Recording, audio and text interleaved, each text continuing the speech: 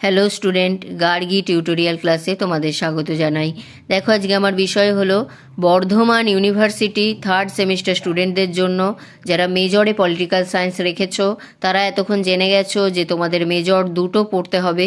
তোমাদের এই সিলেবাসটা আমি এর আগে দিয়ে দিয়েছিলাম। মেজর 1 অর্থাৎ 3011 এটা হচ্ছে তোমাদের সিলেবাস। আজকে আমি তোমাদের যেটা দিয়ে দিচ্ছি অর্থাৎ তোমাদের হচ্ছে 3012, এখান থেকে আমি তোমাদের কিছু গুরুত্বপূর্ণ প্রশ্ন আমি পরপর দিতে থাকবো। তাহলে দেখে নাও, যেটা হচ্ছে তোমাদের 3012 অর্থাৎ ভারতীয় সরকার ও রাজনীতি, এখান থেকে তোমাদের যে গণপরিষদ আছে এর থেকে একটি গুরুত্বপূর্ণ প্রশ্ন আজকে আমি দিয়ে দিচ্ছি। তোমরা এখন থেকে খাতায় তুলে পরীক্ষার প্রস্তুতি নাও। তোমরা অনেকেই বলছিলে যে কবে আমি থার্ড সেমিস্টারের কিছু প্রশ্ন দেব, তো একটু ওয়েট করতে হতো। তো আজকে আমি যেটা দেওয়ার দিয়ে দিচ্ছি, ভারতের গণপরিষদের গঠনের ওপর একটি টিকা। দেখে নাও, ভারতের জাতীয় আন্দোলনের প্রকৃতি ও ধারাবাহিকতার সাথে সাযুজ্য রেখে অর্থাৎ মিল রেখে গঠিত ভারতীয় গণপরিষদ। গণপরিষদ বলতে জনসাধারণের নির্বাচিত প্রতিনিধিদের নিয়ে গঠিত এমন একটি সংস্থা যা দেশের সংবিধান রচনা করে। অবশ্য জওহরলাল নেহেরু আরও ব্যাপক ধারণায় সংজ্ঞায়িত করেন গণপরিষদকে। তার মতে, গণপরিষদ কর্তৃক রচিত সংবিধানের মধ্যে স্বাধীনতা সংগ্রামের চিন্তা ও চেতনা এবং জনগণের আশা আকাঙ্ক্ষা প্রতিফলিত হয়। প্যারা চেঞ্জ করে লিখবে, 1946 সালে ব্রিটিশ সরকার কর্তৃক প্রেরিত ক্যাবিনেট মিশন গণপরিষদের গঠনের ব্যাপারে দৃঢ় পদক্ষেপ গ্রহণ করেন।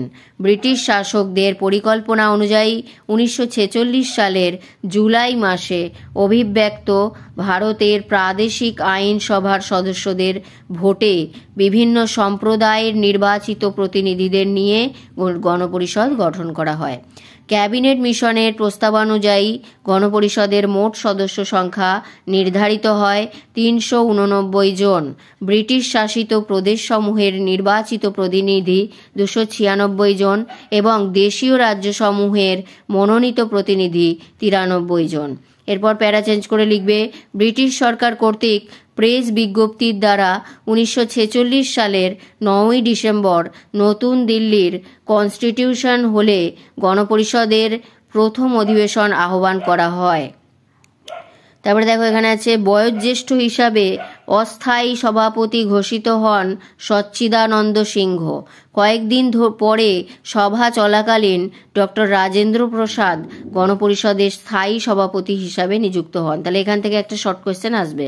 পরের প্যারায় দেখো, লাস্ট প্যারা, গণপরিষদের দ্বিতীয় অধিবেশন বসে 1947 সালের জানুয়ারি মাসে। নেহেরুর দ্বারা উত্থাপিত প্রস্তাব উদ্দেশ্য সমূহ সংক্রান্ত প্রস্তাব গৃহীত হয়। এই অধিবেশনে ইউনিয়নের ক্ষমতা সংক্রান্ত কমিটি, মৌলিক অধিকার সংক্রান্ত উপদেষ্টা কমিটি, সংখ্যালঘু সম্পর্কিত উপদেষ্টা কমিটি প্রভৃতির ন্যায় কয়েকটি গুরুত্বপূর্ণ কমিটি গঠিত হয়। 1947 সালের এপ্রিল মাসে গণপরিষদের তৃতীয় অধিবেশন বসে। এই অধিবেশনে যেমন ইউনিয়নের ক্ষমতা সংক্রান্ত কমিটি ও মৌলিক অধিকার সংক্রান্ত কমিটি প্রদত্ত রিপোর্ট নিয়ে আলোচনা হয় এবং নেহেরুর সভাপতিত্বে ইউনিয়নের গঠন সংক্রান্ত কমিটি এবং বল্লভভাই প্যাটেলের সভাপতিত্বে প্রদেশগুলির গঠন সংক্রান্ত কমিটি গঠিত হয়। তাহলে এই গেল তোমাদের গণপরিষদের গঠনের যে টিকা। খুব ইম্পর্টেন্ট প্রশ্ন এটা, কিন্তু পরীক্ষায় আসার চান্স অনেক বেশি, তাই এখন থেকে এটাকে ভালো করে মুখস্থ করে রাখো, পরীক্ষার প্রস্তুতি নাও। তাহলে এই গেল তোমাদের থার্ড সেমিস্টারের মেজর পলিটিক্যাল সায়েন্সের সেকেন্ড পার্ট অর্থাৎ 3012। বারবার বলে দিচ্ছি, এটা কিন্তু গন্ডগোল করবে না। 3012 অর্থাৎ ভারতীয় সরকার ও রাজনীতি থেকে আমি একটি গুরুত্বপূর্ণ প্রশ্নের উত্তর দিয়ে দিলাম। পরবর্তীতে আমি এটার থেকেই কিছু প্রশ্নের উত্তর আমি এখন দিতে থাকবো। তোমরা চ্যানেল ফলো করো, যারা নতুন আছো তারা অবশ্যই সাবস্ক্রাইব করে নিও এবং একটি লাইক করে বন্ধুদের মধ্যে অনেক অনেক শেয়ার করে দিও। দেখা হচ্ছে আবার পরের ভিডিওতে।